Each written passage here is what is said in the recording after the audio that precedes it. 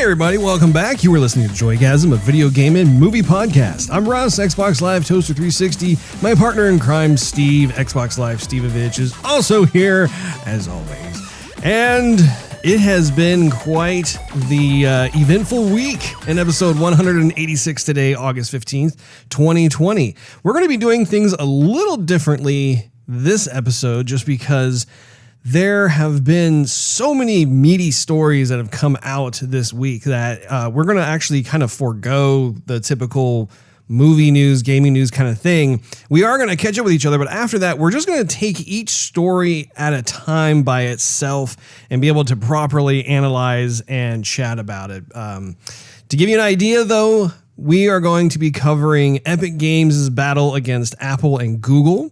We're going to be talking about Legends of Runeterra's New Region expansion, Cyberpunk 2077 Night City Wires Episode 2 content. Now, you can fast forward to any of these segments at your leisure if you want to look at the timestamps located in the detailed section below of your provider. But I, for one, am very much looking forward to speaking to you, Steve, with each one of these topics, because I was blown away, honestly, as the week progressed and these stories started coming out. I'm thinking, man, there's a lot of moving and shaking going on.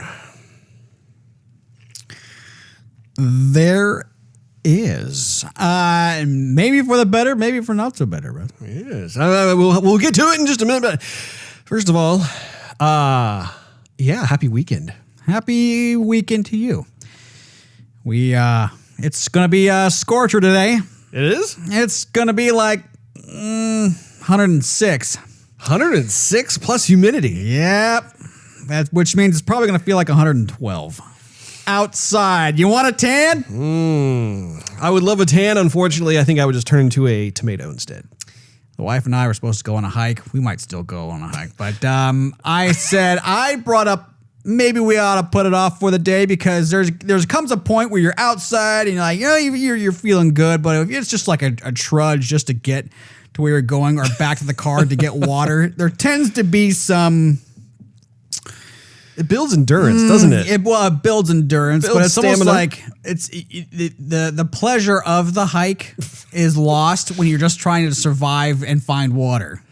Well, so I would also add to that, Steve, that in those types of temperatures, you run the risk of getting monkey butt. Have you had the experience of monkey butt yet, Steve? Everybody was telling me, oh, you moved to Texas, you're going to get monkey butt. I have not gotten monkey butt, Russ. Well, I think that is terrific, Steve. I am envious of your butt. I never thought I would say that, but here I am. So am I. But yeah, like for those out there who are unfamiliar with that, I mean, like essentially when you're in hot, humid, wet, sticky environments, and especially when you decide you're going to be active outside and you decide to, I don't know, go for a walk or a jog, or you decide you're going to be playing some football, or I don't know what you're going to do. Your butt comes alive. Your butt gets really chafed due to the amount of friction and the moisture, and therefore the kind of the inside of the cheeks turn bright red, therefore looking almost like the hiney of a baboon. Monkey butt. Welcome to Texas. Haven't said that's happened to me, Russ, and I check my butt out every night. Steve, unfortunately, it has happened to me, and I learned that early on when I came here back in 2012. Let me tell you, I was very much an outdoorsy kind of man. I enjoyed my walks. No longer. If I do any walking, it's inside in the air conditioning. Yeah, up and down the stairs. I tell you what, it's a brand new sensation, and it kind of causes you to walk in a very odd manner. But all the other Texans walk around, so I think it's something you got to get used to. Maybe you're, well, not like you just have to like put up with it, but I mean like your body will. Once you muscle your past the pain. I would think your body would, acclimate to the environment? Evolve? Sure, yeah. Maybe at some point. Maybe it's like a body type thing. Like, I wonder if I'm more oily than you, Steve. That is gross. But I don't think so, Russ. No, you don't think so. I think the competitive nature in me says that I am more oily than you. Well, then I don't know what it is, but well, okay. Let me riddle me this. When you guys go out, do you do long? Yeah, you do. You do long distance walking. Yeah. But have you done long distance walking in this type of heat? Not in this type of heat. We went out last weekend. We did about 3 miles, but that's like a mile and a half, you know, to and from. Well, I wish you luck, Steve. Thank you. Yeah. And that was an elevated hike as well. If I can even say that in Texas, it was like, oh, it's one of the highest points. I'm like, no, this was like a hill, like a flower mound in California. I was going to say, it's not even really a hill. It's a patch of dirt that's kind of stacked up on top of each other. But they had some stairs like walking up to it. So, I mean, it was a path. I'm 3 feet higher than I once was. Yeah. So getting up in the nosebleed section in Texas. So that was, I mean, that was fun. The way back was rough. The way there was fine, but it was pretty darn hot. I didn't even look and see how hot it was. I think it was like 96, but I could have been 96 plus humidity. Might have been higher. This year actually has not been as hot. That's what everybody tells me the last 3 years. I'm like, yeah, I mean, it's hot, and you sweat, and you come back in, take a shower, you're good to go. You're like, yeah, it's a mild summer. It's usually not like this. And then next summer happens. I'm like, yeah, it's hot. But I mean, like, I'm not going to go out and do a marathon, triathlon, you know, in this heat. But I mean, I will say 2 years ago, I thought the summer was pretty darn hot. I remember going to lunch with colleagues and stuff, and we'd make a walk from the office over to like a restaurant or something. 2018. Yes. I think 2018 was noticeably hot. It was hot in like specifically, I thought it was hotter in Dallas specifically than where we are outside of Dallas. Correct. Because I remember I like taking a break from the jobby job, walking outside and checking the phone, see, it's kind of hot. What is it? And it was 113 degrees. I'm like, man, that's why I'm sweating and I've only been out here for 30 seconds. You look at the pavement, even the pavement's going, water. Man, so I take pity on you, pavement, and I will spit on you. Twee. So anyhow, we'll see how it goes. We might still go today, but we were supposed to go today. But then I was looking at the weather. I don't know. We might still go. I put it off to tomorrow. If plans change, today is going to be a house cleaning day. Russ, the house cleaning day. Exciting thing of cleaning your house. Indeed. Which means it is therapeutic. I would say vacuuming is therapeutic. Washing dishes, not therapeutic, Russ. Not therapeutic. But vacuuming but is... like when it's all said and done and you look how clean and organized everything is, that's what I mean by the therapeutic part of it. Where you're because like for me, like I get stressed out if the house becomes increasingly in disarray, and it kind of creeps up on me. It doesn't just happen all of a sudden. For me, it like I find myself over time all of a sudden just feeling kind of on edge and weird, and suddenly I realize, oh, it's because of the huge chaos that is my house. And so then once it gets clean, it's like you can literally feel like just stress just kind of I see that goes away. But at some point, like, so here's not painting a pretty picture for myself, but I'm being real. So like sometimes I already told everybody I have monkey butt. So really. And you're oily. So what I'll do is like I'll do laundry, for example, and then I will fold laundry. And then I'll get distracted and do other things. And then the week will start and I'll go to work and come back. And like lately, I'm telling you, I had to go to the doctor. Doctor found something in my stomach. Might not be serious, but like, my blood pressure is up. How you doing? Sure. And woo-saw, Steve. Woo-saw. And so we bought a little heart, like the what is it called? The thing that they squeeze in your arm and it's like a heart monitoring thing. Every time you ask, I always draw a blank, and I have one too. It's like it's the blood pressure strapper runner thing. Yeah. So that thing, we bought one from Costco, And so I've been doing that all week. And the conversation topic of the week is, so what's your blood pressure at, honey? Oh, yeah. Oh, that's nice. And so my health has been at the forefront of my mind. And so the pile of folded clothes has been on the same spot the entire week, Russ. And now it's Saturday again. The folded clothes. Why are the folded clothes in the same spot, I did laundry and I folded the laundry. And then at some point after folding the laundry, we got distracted and went out and did something. And then, I don't know. For a week? No, well, the week happened. And so the clothes have been sitting there. And I look at them like, I need to put those away. and I keep on walking by them. And it's because other things just coming to my mind. Uh-huh. You know? Uh-huh. It's pretty terrible. So like today... You need to carpe diem those clothes, Steve. Right. I need to seize the day, put the clothes away, but now it's laundry day again. So did the pile of clothes get used and kind of mutate into a dirty pile of clothes? No, it did not mutate into a dirty pile, but the pile has shrunken. Because here's what you only have like one pair of underwear left, huh?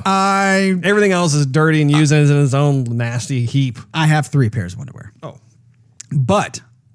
so I'll wake up like in the morning when I'm going to work. I know my routine, and so even though I'm a zombie, I know exactly what I need to do. I need to get up, I need to put on clothes, I need to make coffee, and I need to leave the house. And so, not necessarily in that order. Yeah, really.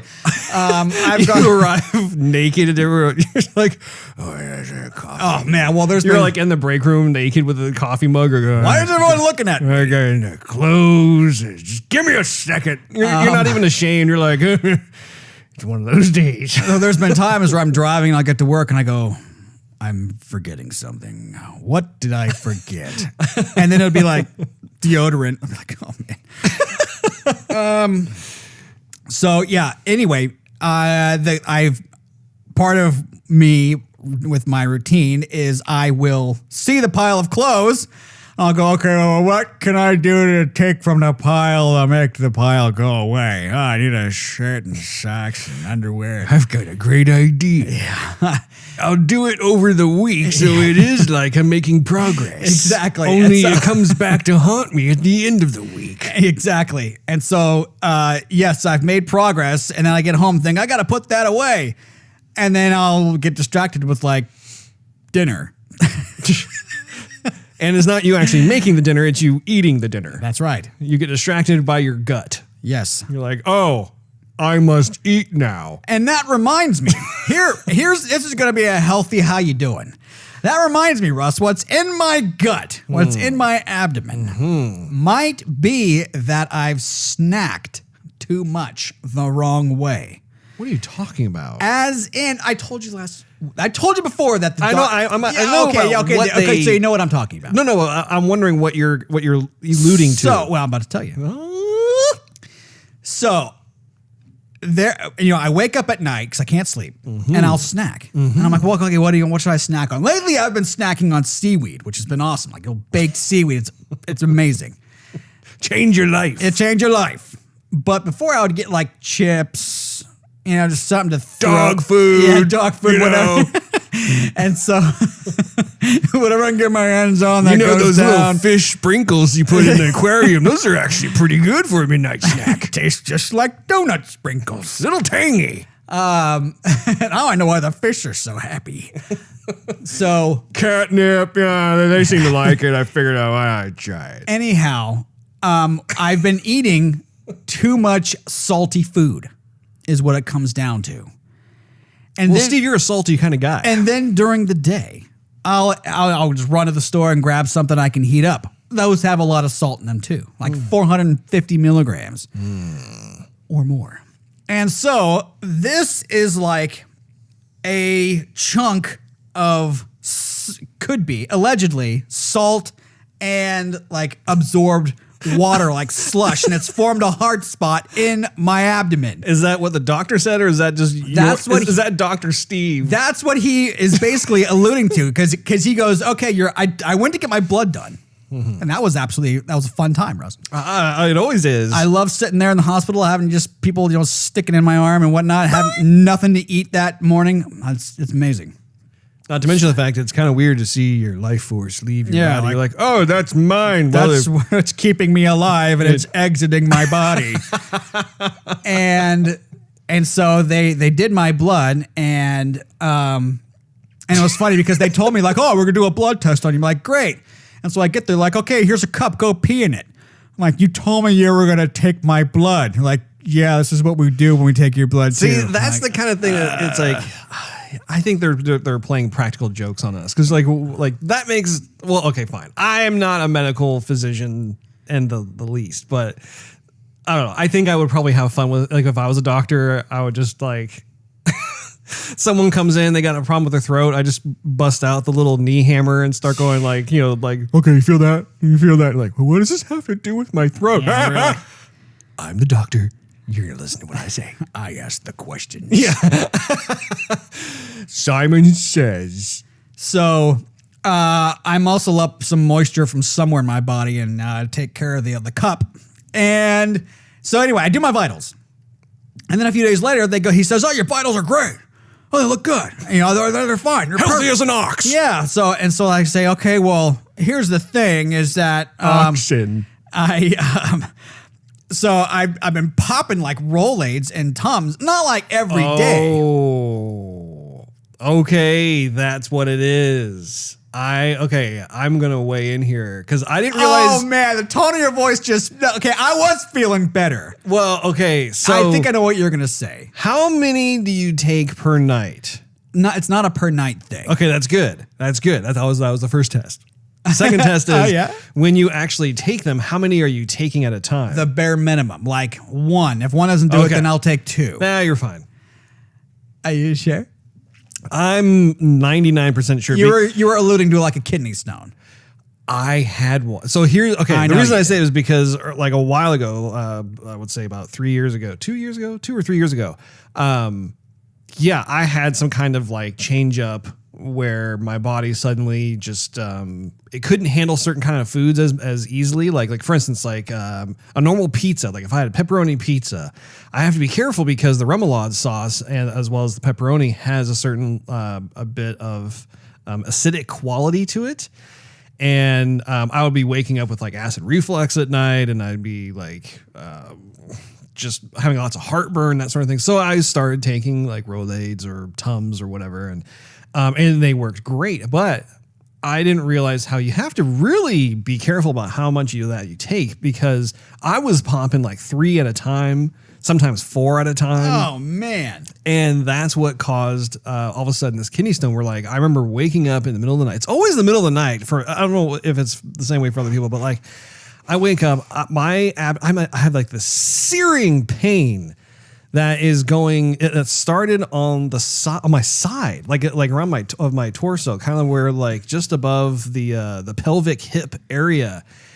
I mean, it was to the point where like I've never done this before when I was asleep. I don't mean to turn the story into like a me thing, but like it was so different. Like the pain itself was so different in the sense where like I was literally like I felt like I was on like a bed of needles because I was like trying to like get into a position I couldn't.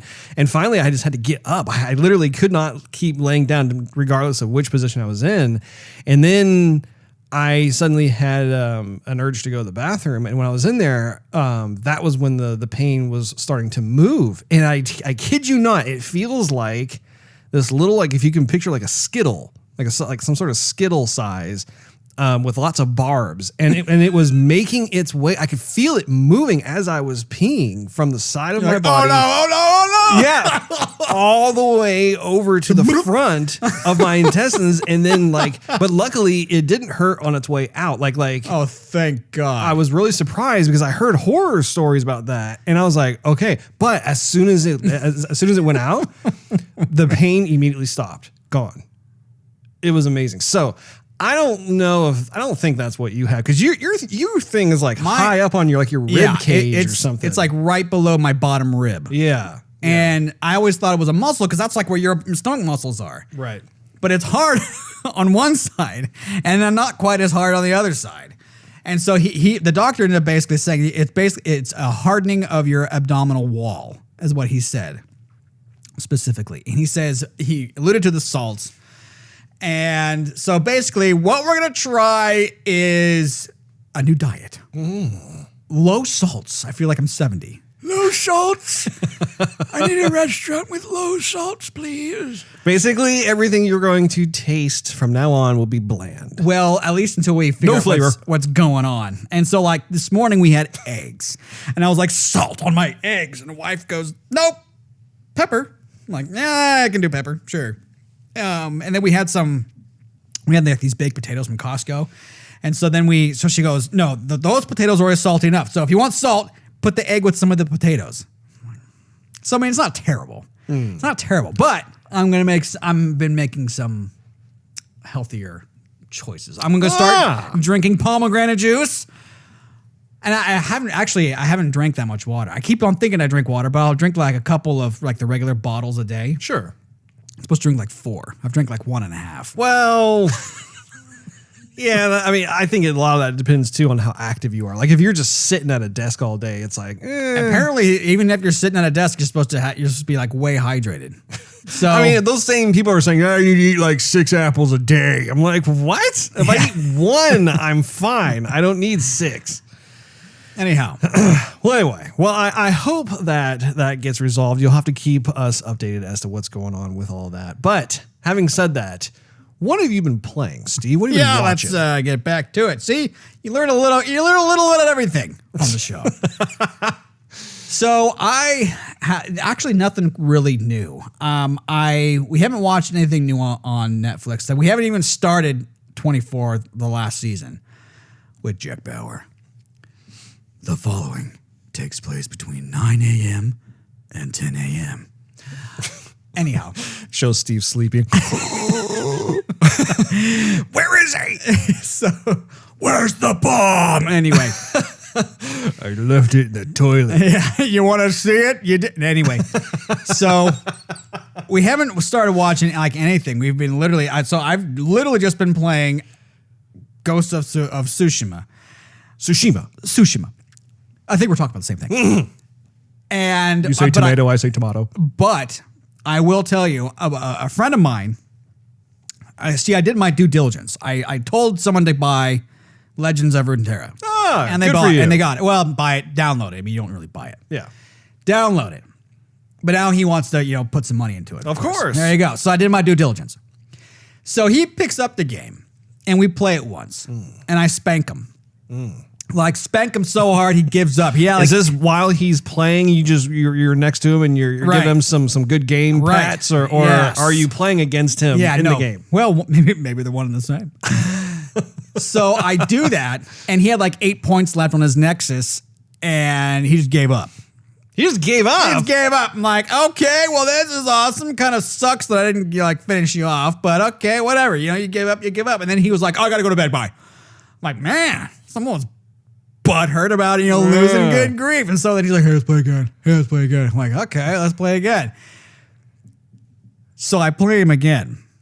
And some point between one night and the other night, he watches people who have been streaming it and like learning about the game, and he's been playing it, like, doing his homework. Good man. Like instead of spending time with the family, he's been like just studying the game. And so then I'll come back.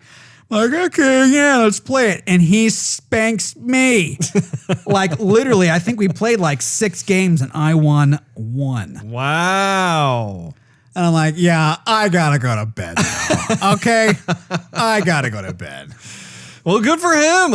You've made another gamer of Legends of Runeterra, and it's amazing. Again, I've said it so many times. It's a strong testament to the game designers who worked on this, because there are so many cards in the game, and there are a ton of different ways you can create a deck. It's amazing how how you can evolve your decks in such a way to be able to counter certain player types, or maybe you've created one that is actually pretty resilient against a lot of different types of player strategies. But I think it's cool. Like it's definitely a game that rewards you for the more time you put into it, learning it and strategizing and watching other people play and that sort of thing.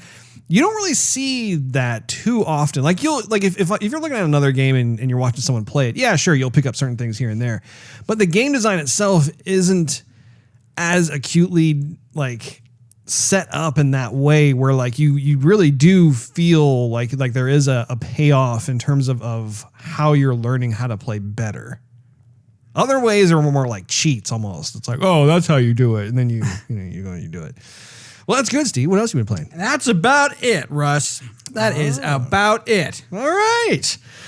Yeah, I've been playing Legends of Runeterra myself every day. I always have fun unlocking the quests and making my way. I am happy to tell you, Steve, that I maxed out the Demacia region. So all the rewards have been unlocked, and I unlocked the last card, which actually gives you that customized Demacian back-facing part of the card. It's more of that theme. So I was very happy about that. I'm now working my way through Bilgewater. How about, 5 or 6 rewards to get through. Man, and what's crazy is that the closer you get to like unlocking everything within a particular region, man, you have got to really earn a lot of points in order to get those rewards. So, but it's fun. I think it's cool that they have certain incentives like that in place to be able to continue the interest in play and that sort of thing. So been having lots of fun with that, have lots of really fun battles. And I still don't understand why I never see you on. It is the weirdest thing. Like, dude, I play that game a lot and I never see you and I never see Nick. And I don't understand why. I think you guys are ghosting me. I never see Nick either, but that's probably because I don't have my friends list though. I thought you did. No. Oh. I was also, of course, playing Ghost of Tsushima. I've been having a lot of fun with that game. It's been actually really fun for me to be able to check in on you as you're playing the game, and then I'll go back to playing my game because we've been streaming, as we've mentioned in a previous episode, where Steve has been streaming on Twitch, Ghost of Tsushima, and I've been on YouTube streaming it there. And where are you? Are you still in Act 1? Yes. Okay, I am too. Because I'm literally like, I don't want to go, like if I make my way northward, I don't want to go retreat back to the southern part of the island. So I'm just going to take care of the southern parts of everything you can discover first and then make my way up. Okay. See, I'm kind of going everywhere. Like I'm having fun revealing the foggy parts of the map. Right. And I love it because sometimes I'll be in the south or other times I'll find myself on the west side or the north side. The east, like kind of the northeast area is kind of where you begin. And so a lot of that's already been kind of discovered. But. Well, the thing is, I went back to talk to Yuna or whatever her name is, and she's like, okay, did you talk to everybody else? Like, are they on your side? And the reaction of Jin was kind of like, yeah, they're on my side kind of thing. It wasn't like, yes, we're ready to go, we're strong, sort of thing. And maybe that's part of the story. Maybe it was because like I've done like half of what I was supposed to do with certain characters. And so I'm thinking, I need to fulfill everything they want me to do before I go try and save my uncle. Maybe I'll have a better chance of saving my uncle if I help him out with everything they need to do first. Sure. I have gotten, I'm kind of the same thing in that regard where I'm going through and I'm just having fun with all the little things I come across or like little side quests or whatever. And I think it's nice because there's not really this, like, I don't know, overwhelming to desire to want to get through it as fast as possible. And I think it's great because it's giving me time to also figure out the various abilities and moves that I've been unlocking as well. Have you done the Straw Hat portion yet? Yes. Okay. I really like that character. I was like Raizu or something. I just met him, so I'm a little foggy on that, but I really like the relationship between my character and his character. I mean, all the characters' relationships are interesting, but his in particular, I'm like, I think I'm going to like this guy. And I think that's kind of a strong testament to a lot of what I've been encountering in the game is that just going to place after place that just has certain folks that makes me wonder, I wonder what's going on over here, or someone flags me down or whatever. Oh, speaking of flagging down, there was like this Red Dead Redemption moment where there was someone who was like, I need your help or whatever. I have not done that. Nothing's happened. I just to finish the comment, like I go over like, oh, what's going on? I get off my horse and then I get ambushed. Like all of a sudden it was a setup. I was like, okay, I see what's going on here. And so, I found myself grinning at that point in time. Having said that, I'm not exactly 100% sure if like the person who was there was like part of the posse or if they were just used as bait. I'm not exactly sure. I did have somebody kind of the opposite of that where it wasn't opposite of an ambush, but it was, I had somebody just give up. Like I was fighting everybody and he goes, no, and he comes over and like he gets on his knees and puts his like hands up like, no, don't kill me. Okay. I'm sorry. And then it said on the top left of the screen, like, do you kill him or do you not kill him? And it didn't give me like a yes or no. It was just like, okay, it's a timed event probably. Yeah. And so I didn't kill him. And so he goes like, he stands up and basically says he's sorry and gives me a bow and like runs away. Yeah. And so then Jen goes like, I hope he speaks of me and I've something seen like that. that. I'm like, what in the world? That only happened once. Yeah. Yeah, it's been a lot of fun. Our good old friend Brad beat the game this week. And it's been interesting talking to him about it because he was very gung-ho about the game at first. And then as he was making his way through it, he was becoming increasingly kind of not happy with apparently the repetition of the game. Apparently like the standoff thing, like he got so burned out over by the time I think he got to like the end of Act 2 or beginning of Act 3, somewhere around there, which is surprising because like I love it. Like every time it happens, I'm like, yes. And you get to do it again. But he also said he wasn't thrilled about the ending, which had me curious. So as we make our way through the game and beat it, it'll be interesting to compare notes and see if we have the same response. Well, I think I could see that with Brad because like when he said something similar with Red Dead Redemption, where he's like, yeah, I got tired of the game. I mean, you're riding your horse and then you just, you get the Deadeye moment, you cap off a few guys and then like you continue the game and that's it. And I'm like, I loved it. And he got tired of it. So I can kind of see him say that. Sure. A couple other things I just wanted to mention, one of which is that the last row of the Skyline diffuser has been finished. And I cannot stress how elated I am because that has been a labor of love for the last year and a half At least.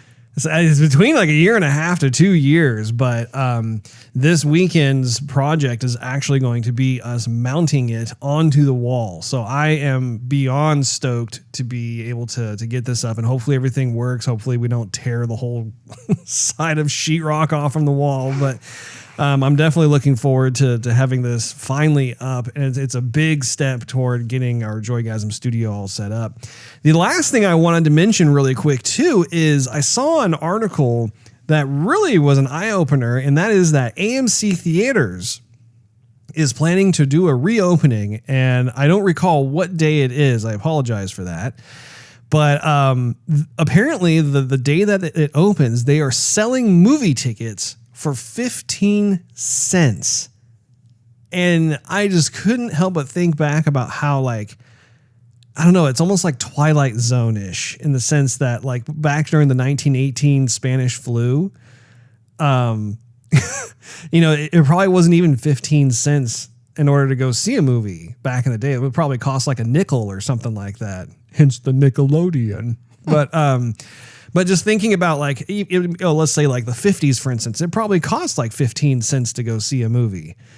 And so that's really crazy, seeing as how we are now in 2020 and movies typically cost, at least like $10 a ticket or something like that. I mean, it's been encroaching upon more like $12 to $15 if you're not getting a matinee.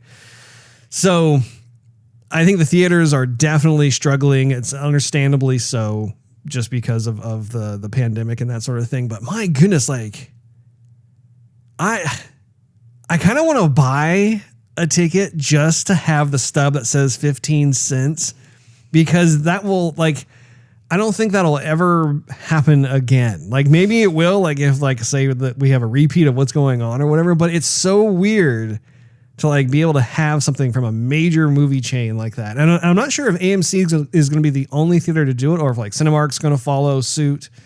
But what are your thoughts though, in terms of like the theater opening up? Like, would you be okay going into a theater to watch a movie?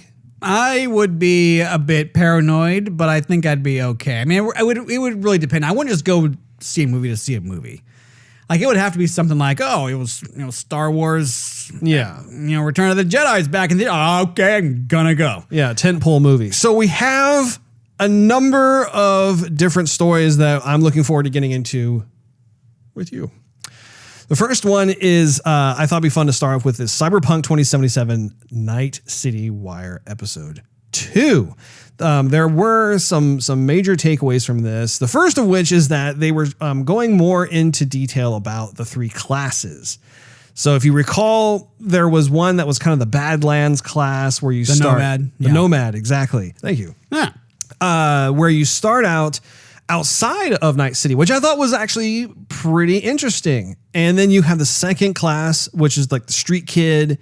Then you have the third class, which is, I think they were calling it Corpo, which is short for like the corporation type of thing, where like it's almost like you're not necessarily born with a silver spoon, but you're definitely you're kind of in with a lot more of the power hungry organizations and that sort of thing. So my question to you, Steve, is there a particular class that you're totally going to start with first, or have you not made up your mind? I'm going to start with the street kid first. The street kid. Why is that? That to me seems to be the best way to start the game, because the Nomad, I want to be right down in it from the beginning. And that seems to be the most intriguing part of the story for me.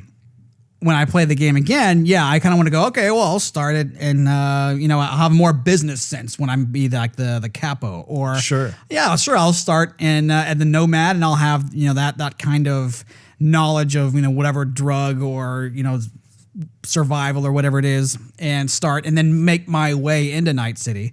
But right from the get-go, I want to be right down in it. Yeah. And it seems like the street kid has a bit of the knowledge from both.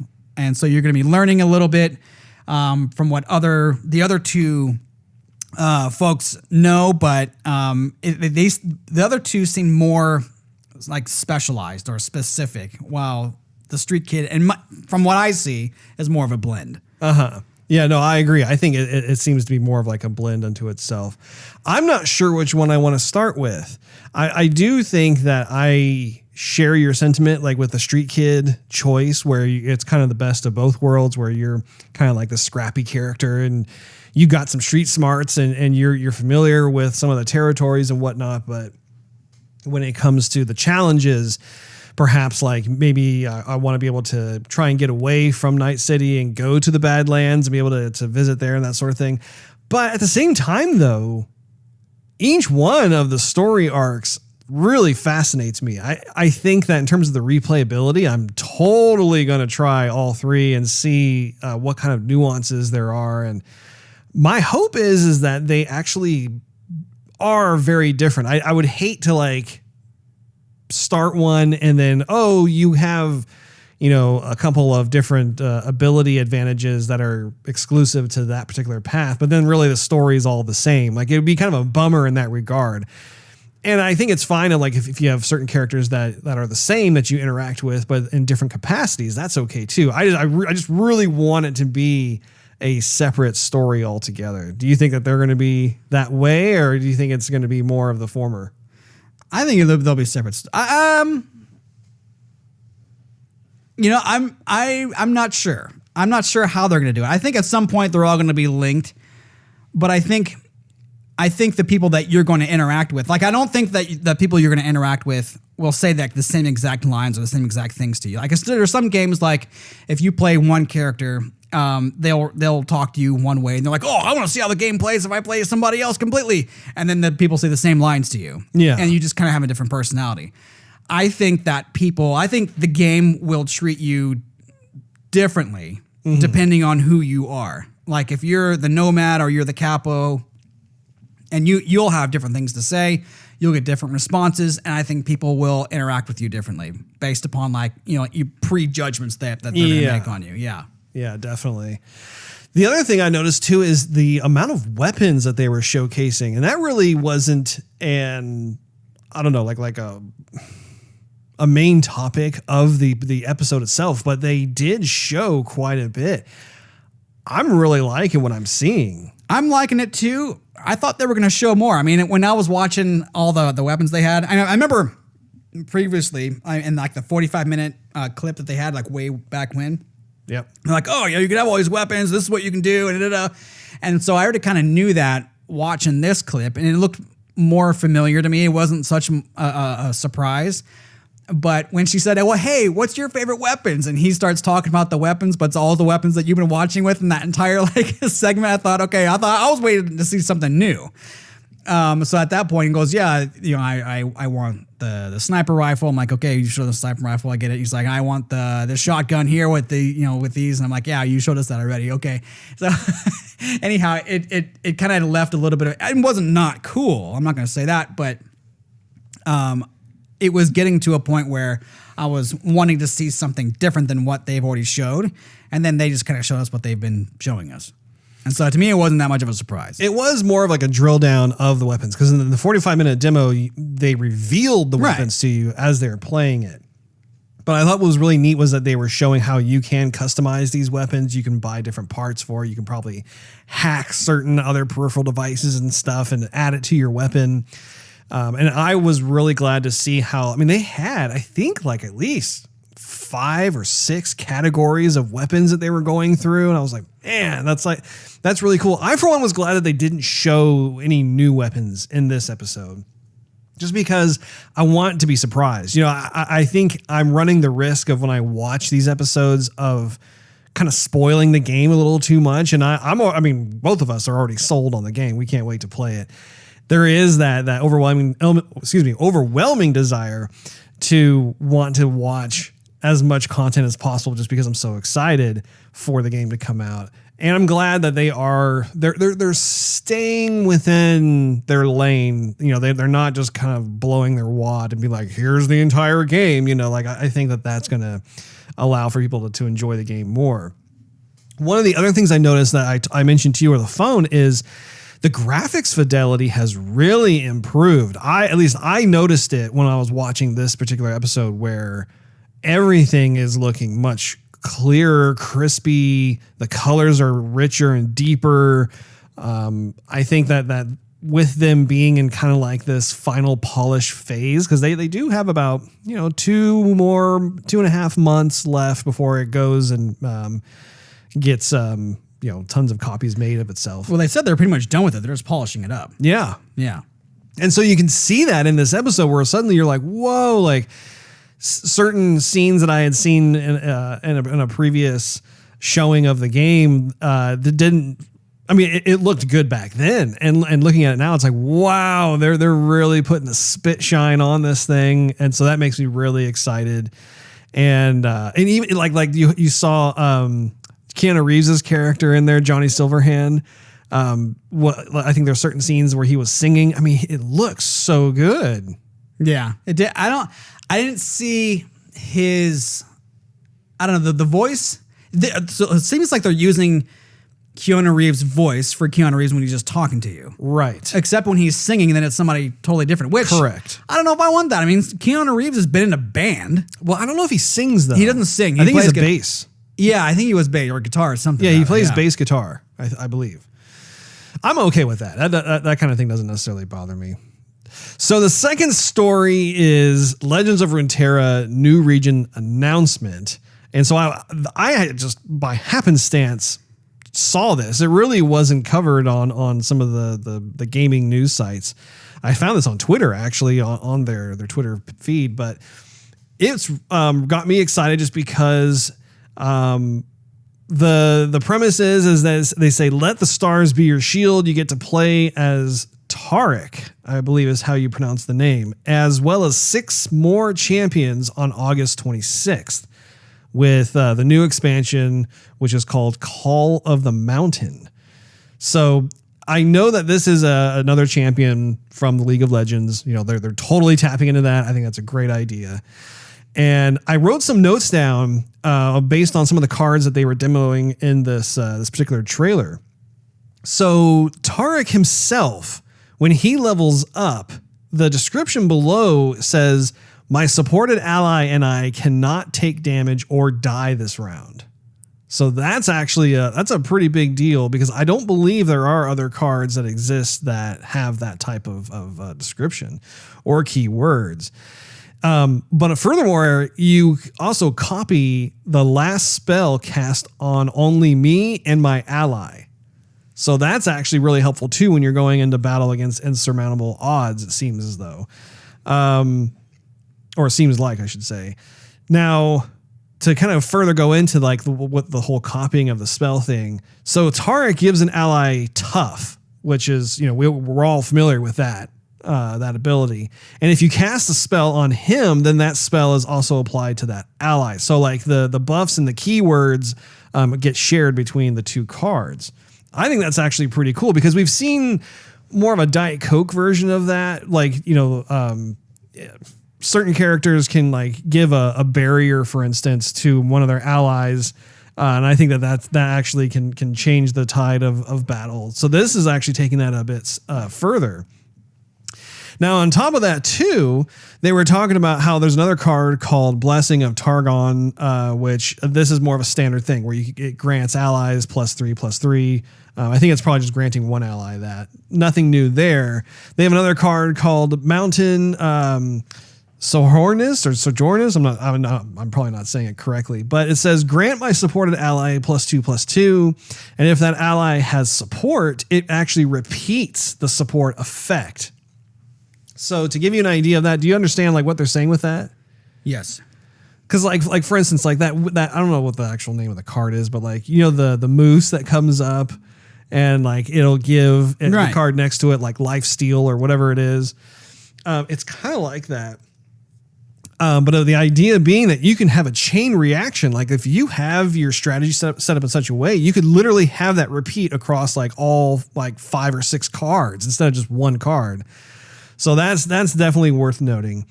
But overall, like for what I saw, and I know that they're going to be doling out more information as we lead up to August 26th. They're going to probably debut the other champions over time, that sort of thing. But I think it's going to complement and add to the current meta of the game. Are you excited about that? Or? I am, but I have to get there first. Like I'm still like understanding elements of the game. Like for example, I'll select cards because I think they're cool. And I play the game I like the art. Basically. And so I'll play the game because I want to be entertained by what the characters say and the animations. Like I think that's cool. I think it's funny. And I like that every single match. Other people will play the game with like a competitive nature to win. Mm-hmm. And so they'll strategize. Okay, I want 3 of this card. I want 2 of this card.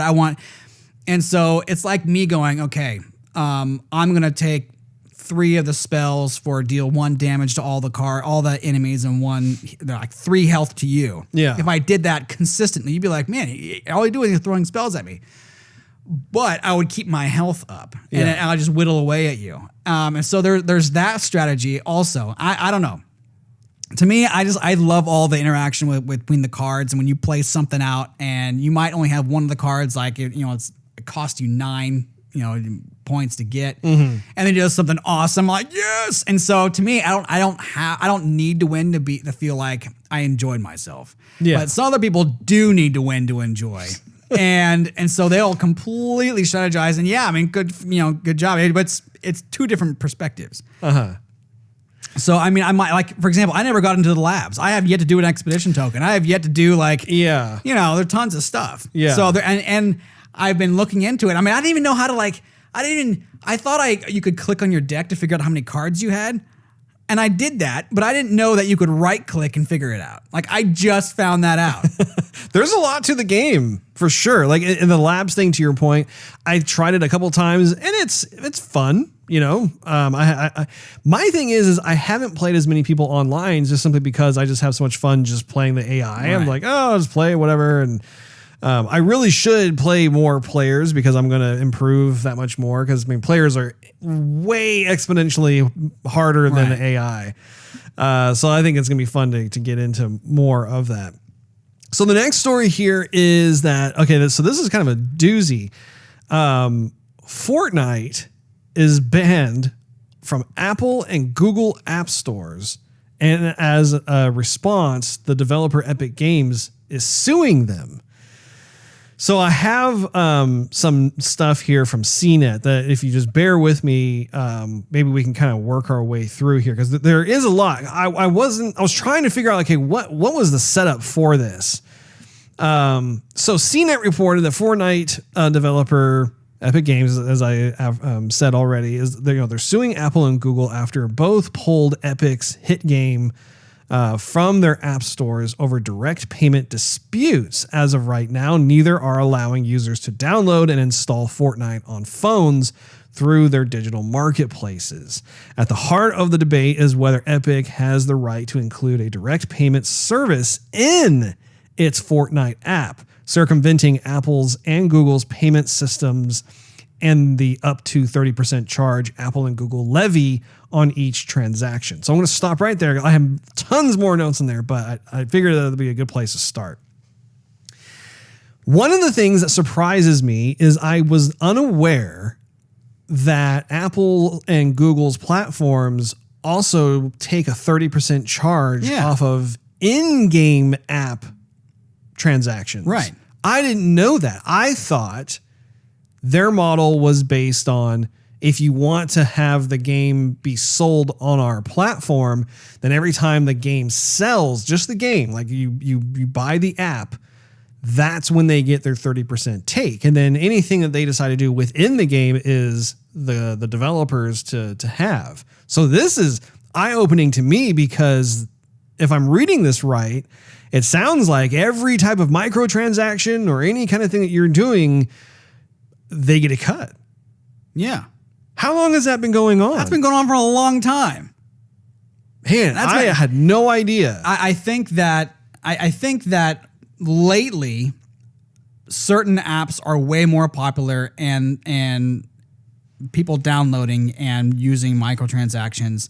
And therefore, some of these companies go, man, I'm losing a lot. I could be making a lot more money if I wasn't giving it to Google or Apple.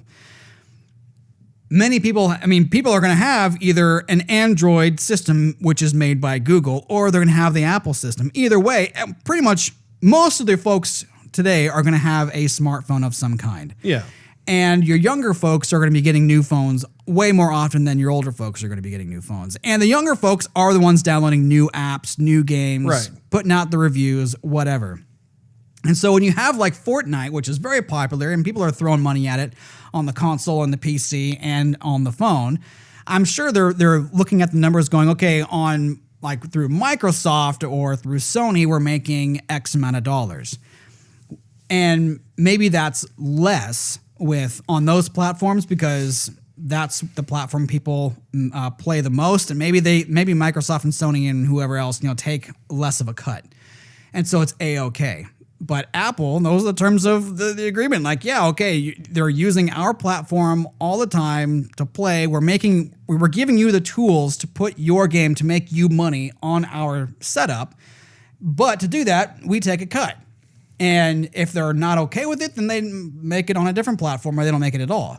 If they are okay with it, well, then we're going to make it as easy and as best for the consumer and you to do business and you to make money, and we're all for that.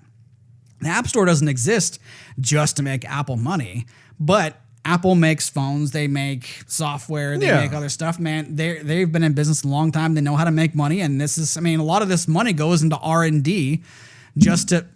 Sorry about that. Just to Steve just headbutted the microphone. To make products better, regardless if it's for Google or it's for Apple. So I get where they're coming from. I wouldn't want to pay somebody 30% either. However, let's say, like, for example, our show doesn't make money whatsoever. Right. We haven't made anything. But if somebody said, okay, hey, I'm going to give you cameras, I'm going to give you a stage, I'm going to give you props, I'm going to give you everything you're going to look for, but I want to take 30% of what you're going to make. And we would go, well, look, we're not making a dime right now. We could make X amount of money and doing the exact same thing, but we would actually have everything that we're trying to get now. And so we would weigh that cost of, okay, do we just wait until we have the cameras and have the stage and have, you know, proper whatever we need to go online and look first rate like we want to do? Or, and who knows when that's going to be? That's indefinite. That's out in the future at some point. We just know we're going to get there. But who knows? It could be another year. Or somebody could say, yeah, well, here's all the money. Here's what you're going to do now. I just want a stake because I want some reward for giving you what you want. Sure. It's kind of like an investor of sorts. And so we would go, okay, well, 30%, maybe that works for us. Maybe it doesn't. But at least we would be making money at that point versus making no money. Do you want to make money? Do you want to make no money? Well, I'm not even sure that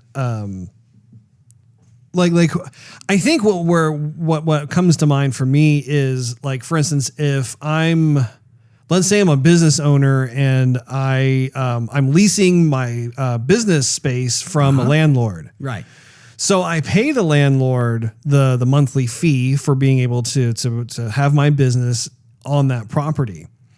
And that's all well and good. It's part of the transaction. That's how it's set up. It's like, okay, but then I think it would be kind of problematic over time. Like, let's say, for instance, that landlord suddenly comes to me and says, I want, and let's say, for instance, we'll just use the 30% number because that's what we're talking about here.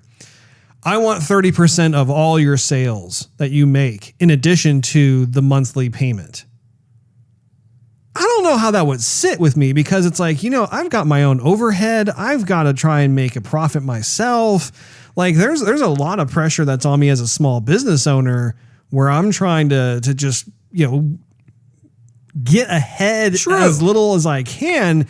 And that strikes me as a bit greedy, I gotta say. Well, maybe it is a little bit greedy, but it's almost like you're saying, okay, charge me the rent for using the property, but don't charge me for using the power and the water and everything else. And so, like, if I'm your landlord and I say, okay, here, I'm going to give you the lowest rent possible just to get you in because I make money on the rent too, but I got to pay taxes on the property. Yeah. And you say, great. And so then you use all of the power is on 24/7. You're using water, and then I get the bill.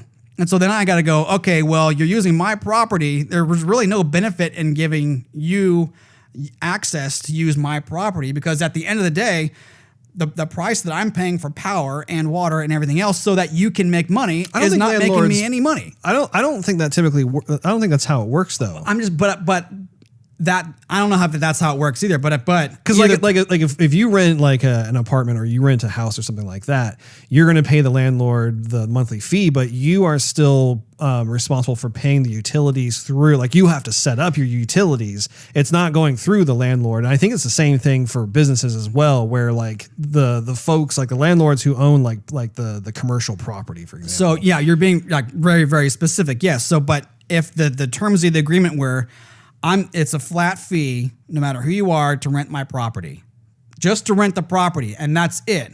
And utilities are not included. Then you go, okay, I'll rent the property, and this is what I'll do, and I'll make,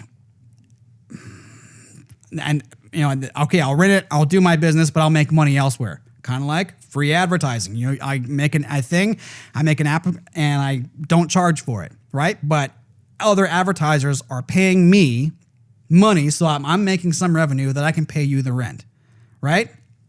And if water and power is not included in the terms of the lease, then that's extra. All I'm paying you for is renting the property. Mm-hmm. So the way I see it is that Apple or Google is saying, okay, the rent the property is X. If you're going to do any transactions and other types of business, which is going to cost us money and processing, then we want to make an extra amount of that too, because otherwise that's coming out of our bottom end. Like, for example, let's say Visa charges Apple, but they doesn't charge company XYZ to run the transaction. So Apple is spending millions of dollars in processing fees for Visa, who is being charged because Visa's got to make money too. Mm-hmm. And then Apple's saying, okay, well, you know, that's coming out of our end. So not only are we paying for all the R&D for you to put your app on, but then we're picking up all the transaction fees. So it doesn't make sense for them. So 30% might be a bit high. Might be a bit high, but I can see in a business sense how and why they are doing what they're doing.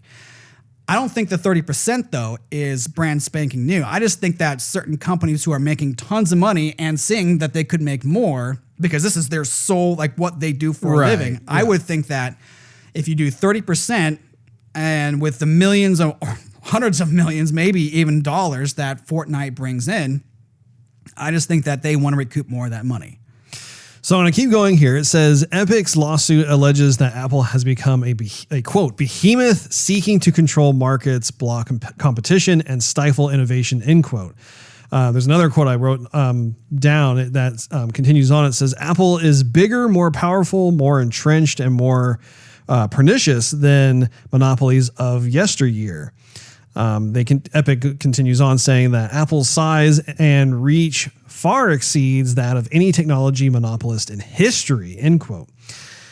Epic's lawsuit against Google accuses the tech giant of abandoning its idealistic roots and says Android's claim that it's an open ecosystem is, quote, a broken promise. And they continue on with this quote saying, in 1998, Google was founded as an exciting young company with a unique motto, don't be evil.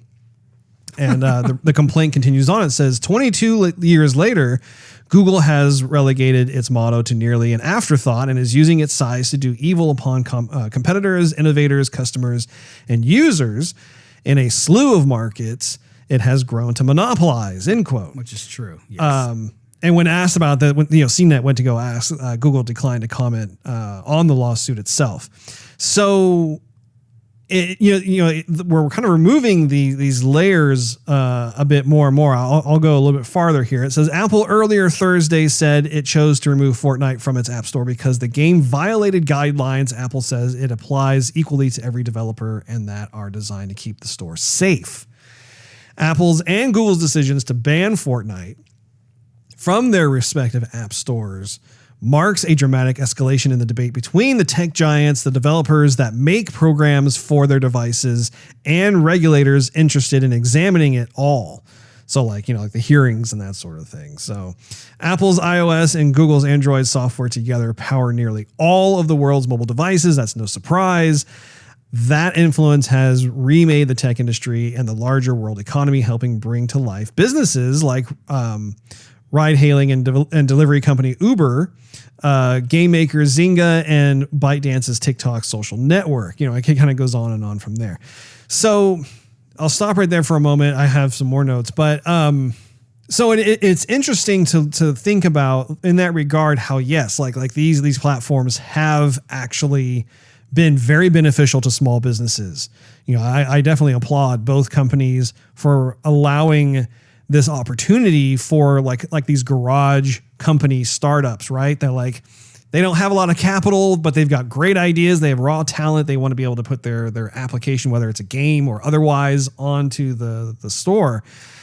And I think the deal, like in the classical sense, like for instance, like when I was working at a gaming company way back when, I think it was like 2009, 2010, that was really when the app store started to start churning out a lot of apps. That was like when it was starting to become a runaway success.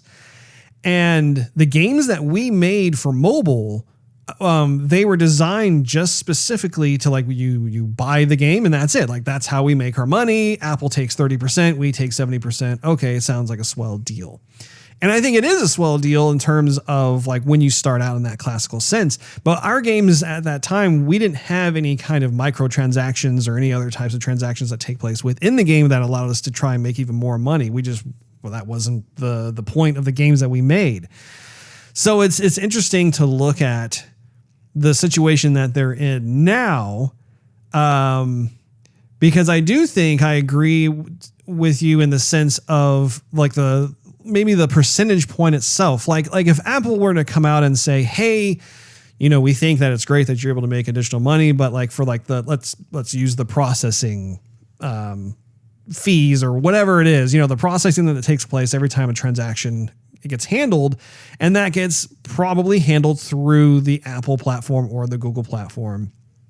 If they were to say, oh, we want to get 10%. Well, I think that's reasonable. It doesn't cause as much of an uproar in that regard because that means that the developer would then be getting like 90% of the revenue from that. So, and that can be, you know, kind of back and forth, you know, that can be haggled on and that sort of thing. But it is interesting to me how, you know, both Apple and Google have had tremendous success. I mean, their companies have benefited greatly from these apps and from being gatekeepers, because essentially that's what it is. Essentially, you have the gatekeepers of Apple and Google who have these platforms. And their platforms act as like these central aggregation hubs for all content that goes through, right? It's essentially a bridge toll, essentially is what it is, right? So, I mean, that's another example too, like my mind goes to is like, okay, if you want to cross the bridge, it costs, you know, $5. Okay, here's your $5. Thank you. And as you're driving along, you're like, well, you know, because you're driving along and you know, you're using gas, we're going to charge you a gas tax on top of that. You're like, well, wait a minute. I already paid for my gas. Doesn't matter. You're on our road and we want 30%. You're like, that doesn't sit well with me. What the heck? You know, like at that point, the whole nickeling and diming and, you know, rubbing the hands together. Yes, more money starts to come into the whole thing of it. I mean, money is definitely what makes the world go round. And Google makes a crap ton of it with everything else that they do. I think love makes the world go round, Steve. Yeah, okay. I know you better than that. But I mean, like, if Apple had a search engine and Apple was doing all the advertising and selling of information that Google does, then Apple would have a lot more money too. Now, Apple's got a ton of money. I'm not saying Apple doesn't, but I can see it from both perspectives where it makes sense for the business to do, like if the bridge toll thing. So if you're paying a bridge toll, it's basically a simple agreement: drive across the bridge. But if you drive across the bridge and you decide to stop, and then you decide to conduct business, and you decide to sightsee, and you decide to do everything else, and you haven't just crossed the bridge, and so they can go, okay, well, you were supposed to cross the bridge. You didn't go across the bridge. Now you're doing way more than, you know, the $5 that we charged you. So, you know, swing us some extra bucks and then conduct some business. Yes, that's just too much. I don't know. Like that kind of thing would still, it's leaving a bad taste in my mind. Maybe it's because I'm a developer. Like I'm looking at it from the standpoint of like, you know, the David versus Goliath kind of thing. But at the same, well, here, let me continue on because I got more stuff here. So the company's control over their respective platforms have also drawn complaints from some developers who say Apple forces developers to pay commissions for many purchases made on apps with no alternative. And they complain Google forces partners to bundle and promote its own apps on their devices. Both companies have also been accused of building in preference for their respective apps rather than allowing for competition. So again, as a gatekeeper, there's a lot of power that's there, and they can filter and manipulate and change things so that, you know, the house always wins, quote unquote. In the past year, lawmakers and regulators have been starting to join developers in this debate, pushing Apple to justify its up to 30% commission and its tight control over its platform while probing Google's behavior as well.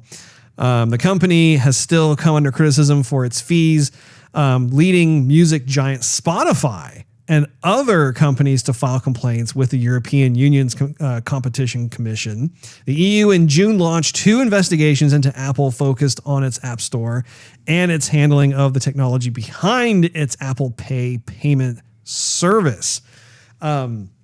I'll stop here in just a second. I have a quote. It says, it appears that Apple obtained a gatekeeper role when it comes to the distribution of apps and content to users of Apple's popular devices, EU Competition Commissioner said in a statement at the time. We need to ensure that Apple's rules do not distort competition in markets where Apple is competing with other app developers, for example, with its music streaming service, Apple Music, or with Apple Books.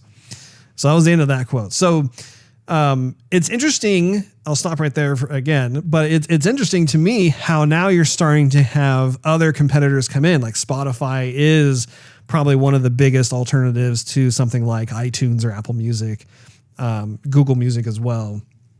So that part of it, to me, I feel like that's kind of more of a dogpiling response, because Spotify is in direct competition with Apple and Google in regards to the music. That is their bread and butter. Is they are also a gatekeeper, although their whole thing is just music. It's purely music itself. And I'm curious to know from you, do you view it as like a good point that Spotify is making, or do you think that Spotify is seeing an opportunity to be able to try and, kind of better their position potentially with them being kind of a music giant? I think the latter. Here's what it really basically comes down to is if Apple and Google go, okay, now we're gonna, if they change the rules without saying they're going to change the rules. Like if it's written in there like, hey, terms and conditions may change because life is changing pretty quick here in the tech field. And you got to be okay with that, because if you're not okay with it, well, I mean, we're going to have to renegotiate quite often. But if you're not okay with it, you can find another platform. But if they say that stuff is going to change or stuff's not going to change, and then they just automatically apply new rules without telling you what it is, and then come up to you and go, okay, gimme. And you're going, wait a second, you haven't even told me what the rules are going to be. Or you haven't told me what you're going to charge me. How I'm supposed to write you a blank check? Like that's where the problem comes in. Mm-hmm. It's kind of like, let's say I let you borrow some money, right? You go, hey, I just need to borrow $100. Okay, here's $100. And then when you come back, say, hey, I borrowed $100 from you. Here's $100 back. And I go, okay, you owe me 120.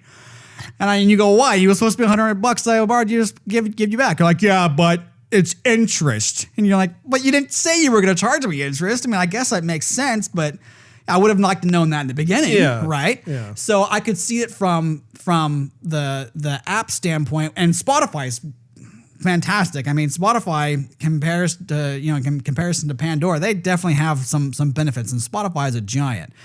So it could be them like, hey, we got a lot of people who want to listen to us over everybody else. So, I mean, we're going to flex a little bit too. We could just totally leave and be a whole different service and try some different avenues. In their way, you're not making money on us anymore. And Apple, then they got to reconsider.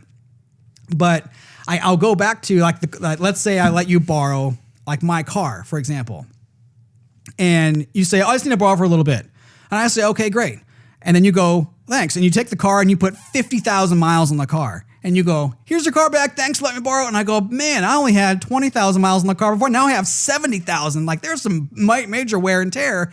I might have to go buy a new car a lot sooner than I expected because I let you borrow my car.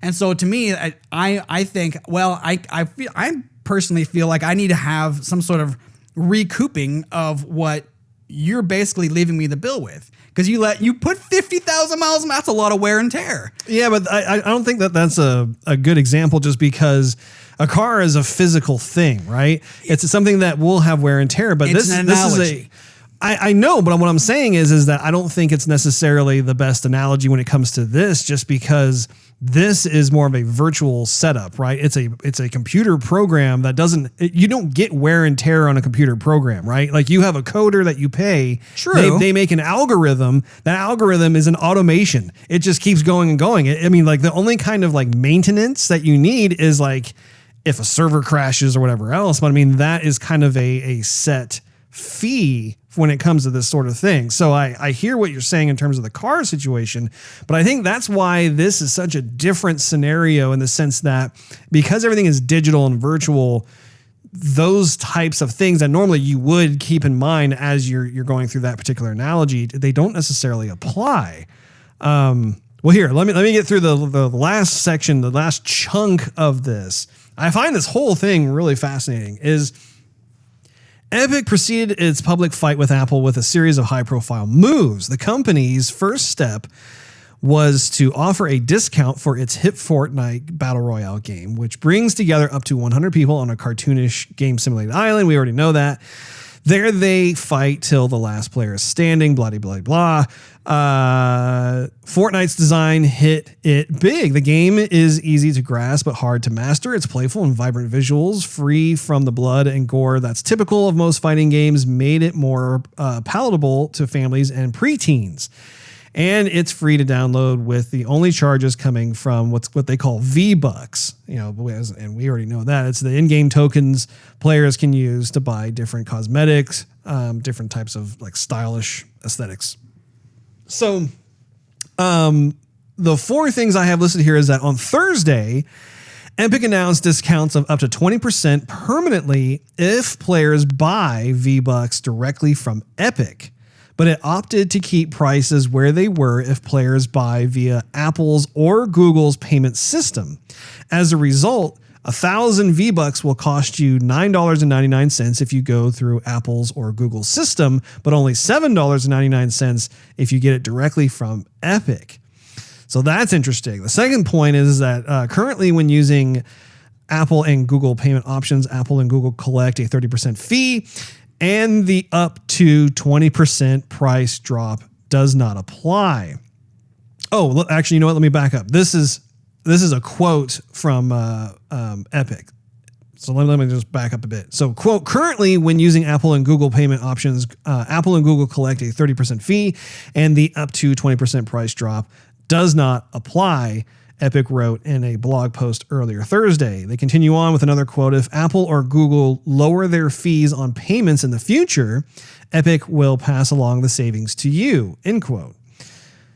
The third point here is that shortly after Apple removed Epic's app from its store, prompting Epic's lawsuit, Epic also posted a video online mimicking Apple's famous Macintosh ad from 1984, this time accusing Apple of being the bad guy instead of the hero. Did you see that video?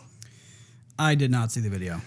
When you get a chance, you should check it out. I watched it myself. It's a very clever piece of PR because I assume you saw the original 1984 commercial where like it has that older guy with glasses on some like black and white TV screen. Right. All these people are just and then someone comes up and swings the hammer or something. Exactly. Yeah, right. So they like verbatim copied it shot for shot, only there are Fortnite characters that are sitting there watching it, and instead of the old guy with the spectacles on the screen, it's this like cartoony apple that has a bite taken out of it because it looks like the Apple logo, and it has this worm sticking out, and like he's saying the exact same thing that the older guy was saying. And then you see one of the Fortnite characters running instead of that woman, and they throw some sort of like crazy weapon from Fortnite. I mean, it's actually pretty brilliant when you think about it, because it's a PR campaign at that point. And then they have a hashtag that says, well, here, I'll say it from the notes. The video ended with a suggested hashtag free Fortnite, which became the top trending item worldwide on Twitter within an hour of it being posted. In the US, Apple landed second on the top trending list with Epic in 5th place. So lots of stuff there going on. I will say one of the things that is interesting is that Epic is also a big giant of a company. You know, like Fortnite alone has generated over $1 billion in revenue, I think, last year. I mean, it's been a multi-billion-dollar per year money-making machine.